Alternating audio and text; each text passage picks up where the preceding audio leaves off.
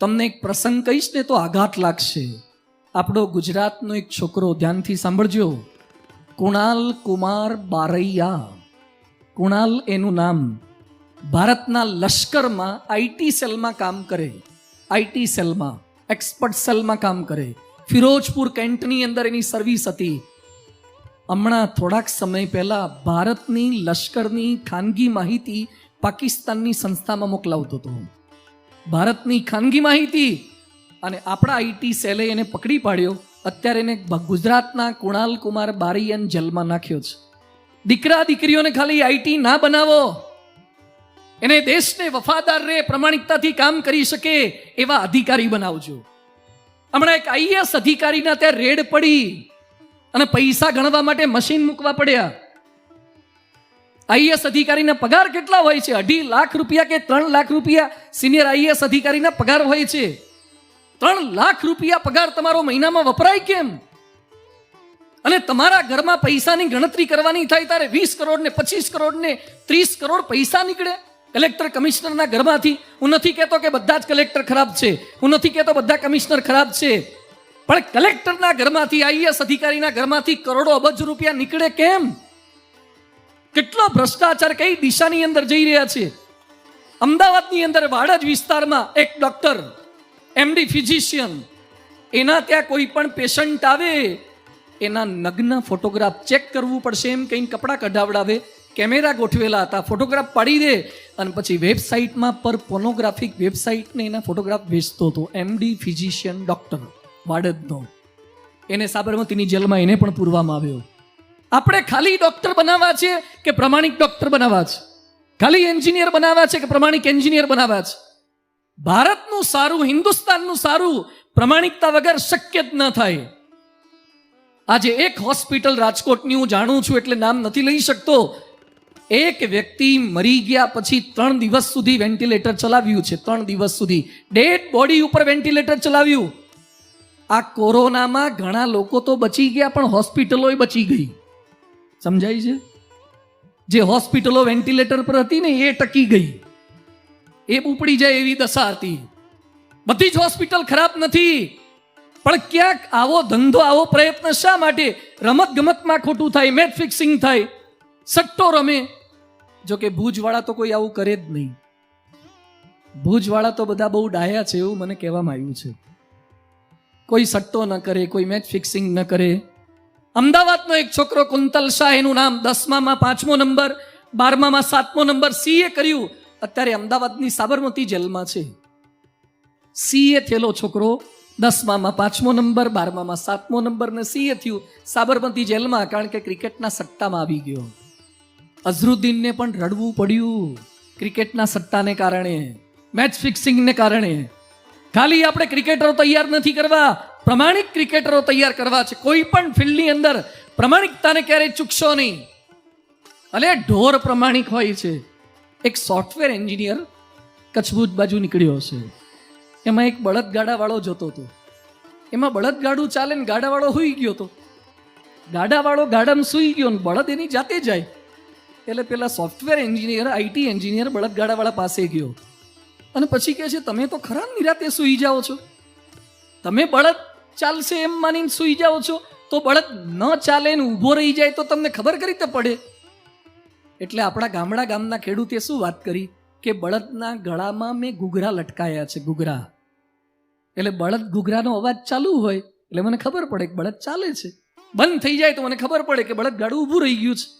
એટલે સોફ્ટવેર એન્જિનિયરે એમ કીધું કે એમ થાય કે બળદ ઊભો ઘૂઘરા ખખડાવે તો બળદ ચાલે નહીં, અને ખાલી ઊભા જ ઘૂઘરા ખખડાવે તો આપણો ખેડૂત શું બોલ્યો કે મારા બળદે કોરોનામાં વર્ક ફ્રોમ હોમ નથી કર્યું.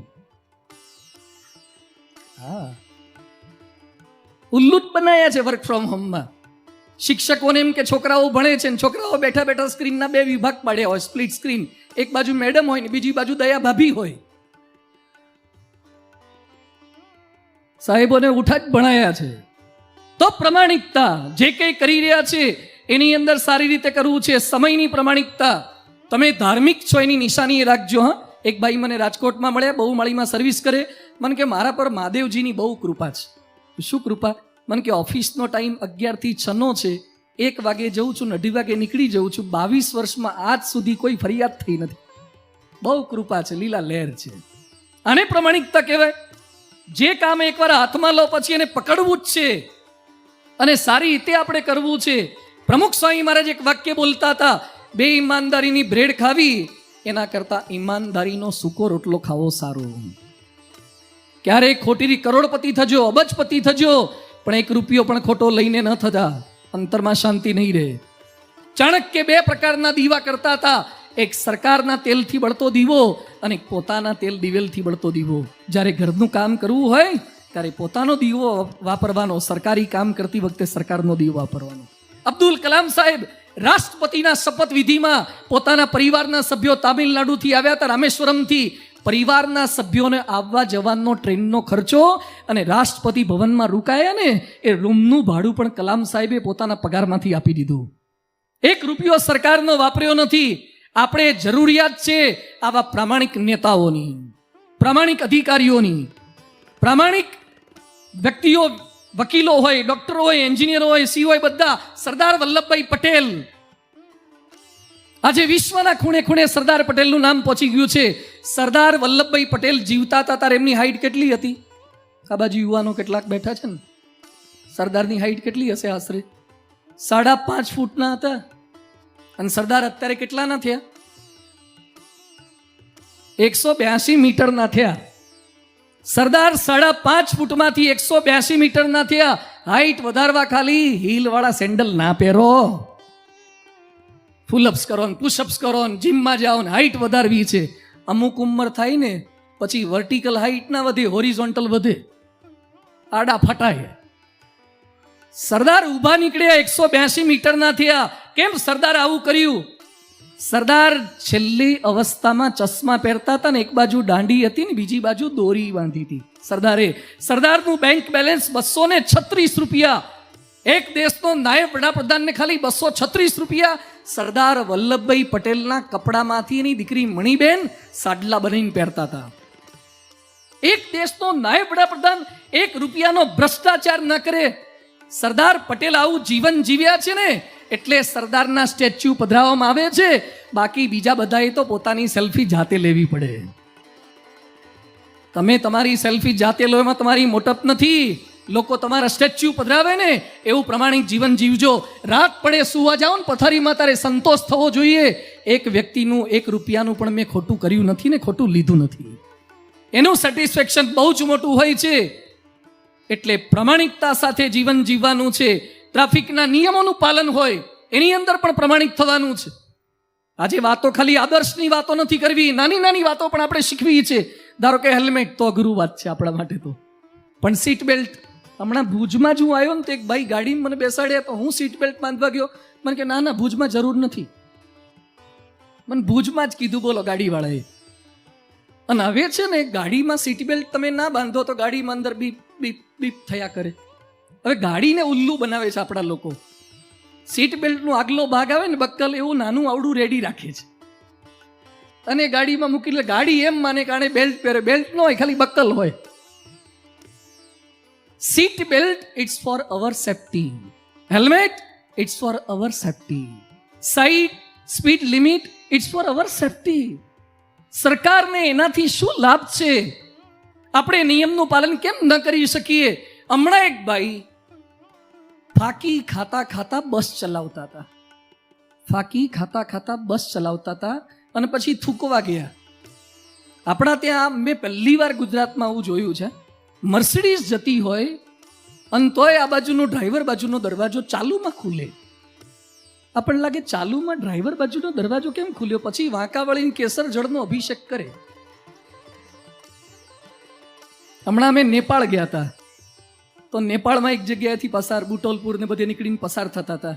એક જગ્યાએ પછી ઊભા હતા, થોડી વાર પેટ્રોલને ભરાવાનું હતું. ત્યાં એક ત્યાંનો ગુરખો, ત્યાંનો લોકલ નેપાલી માણસ, પેલી હાથમાં ઘસવાનું આવે ને 120 ને 135નું માવો ફાકી, એ આમ કરતો કરતો આવ્યો. એટલે મને આશ્ચર્ય થયું, સારું નેપાળમાં આવું ચાલે છે? એટલે મેં એને નજીક બોલાવ્યો, ઇધર આ તો. મને કે બાબાજી લેંગે? લેંગે નહીં, હમુરદા લે લેંગે. એ તો આ ખાય એવા બાવા નથી. લઈ લે એવા છે આ તો વ્યસનના. બધું હमें तो नहीं चाहिए लेकिन तू बता कि नेपाल में डिलक्स पान हाउस है, नकलन पान सेंटर, खेटला पनीचा, આવું બધું કંઈક ચાલે છે તમારે ત્યાં? મને કે नहीं यहाँ पर ऐसा कुछ पान फाकी नहीं मिलता. तू कहाँ से लाया? मैंने कि अभी गुजरात से एक गाड़ी आई थी. गुजरात से एक गाड़ी आई थी, मैंने उनको साइड बताई तो उन लोगों ने मुझे गिफ्ट में दिया और बताया कि बड़ी अच्छी चीज है, तू रोज खाना. गुजरात वाला नेपाळनी पथारी फेरवीने आवे छे, बोलो ત્યાં જઈને બીજાને બગાડી આવે છે. તો હિન્દુસ્તાન કૈસે ચલે? આપણી પ્રમાણિકતા, આપણે જીવન સાથે જીવવાનું છે. એટલે ત્રીજો પ્રિન્સિપલ છે પવિત્રતા. પહેલું છે પ્રવીણતા, બીજું પ્રમાણિકતા, ત્રીજું પવિત્રતા. One man's purity can save the whole world. એક પવિત્ર માણસ, કોઈ હોશિયાર ન પણ હોય, પણ પવિત્ર હશે ને એનો પ્રભાવ આજીવન પડશે. બોટ્સવાના દેશમાં અમે જઈ આવ્યા છીએ. બોટ્સવાનામાં ગેબ્રોનમાં આપણું મંદિર છે. 25 લાખની વસ્તી છે અને 7 લાખને એઇડ્સ છે. 7 લાખની પ્રજાને એઇડ્સ છે બોટ્સવાના દેશમાં. હીરાની ખાણો છે, સોનાની ખાણ છે, પણ એઇડ્સ આટલા બધાને થયો છે. આપણા ભારતને કઈ દિશામાં આપણે લઈ જવું છે? ભારતને આવું બનાવવું છે? હમણાં રાજકોટના જેલર છે બન્નો મેડમ, બન્નો જોશી, ડીએસપી લેવલની બાઈ છે. એના પતિ અમદાવાદના ચેરિટી કમિશનર થયા એડિશનલ, એટલે એની બદલી થઈ. પહેલા મંદિરે મળવા માટે આવ્યા. એટલે મેં એને પૂછ્યું, વાત કરતા હતા કે મારી પત્ની કે સ્વામી રાજકોટની આખી જેલ સંભાળે છે. તું રાજકોટ જેલમાં કેટલા 500-700 કેદી હશે? મને કે 1900 છે. રાજકોટ જેલમાં 1900 કેદી. બધું વાહ, વિકાસ થયો, પ્રગતિ થઈ, ડેવલપમેન્ટ થયું. મને કે સ્વામી હજી નાની પડે છે. એટલે જામનગર રોડ ઉપર એમ્સ આવ્યું, ખંડેરી સ્ટેડિયમ આવ્યું ને, ત્યાં બીજી 200 એકર જમીન લઈ અને મોટી જેલ બનાવવાનું સરકાર વિચારે છે. ગુજરાત પ્રગતિના પંથે છે. 200 એકરની જમીનની અંદર તમારે જેલ બનાવવી પડે તો અપવિત્રતાનો વધારો થાય છે. તમારા ભુજમાં જેટલા સીસીટીવી કેમેરા ગોઠવવા પડે એ પવિત્રતાની નિશાની નથી, ચોરો વધ્યા ને એની નિશાની છે. સીસીટીવી કેમેરા વગર પણ માણસો કામ કરી શકે. કર્યું છે ખોટું નથી, ક્રાઇમ પકડવા માટે જરૂરી છે, કરવું જ જોઈશે. પણ કોઈ તમને જોતું ના હોય. કબીરજીએ લખ્યું છે, ચીટી કે પાવ મેં ઝાંઝર બસતા હે વો ભી મેરો સાહિબ સુનતા હે.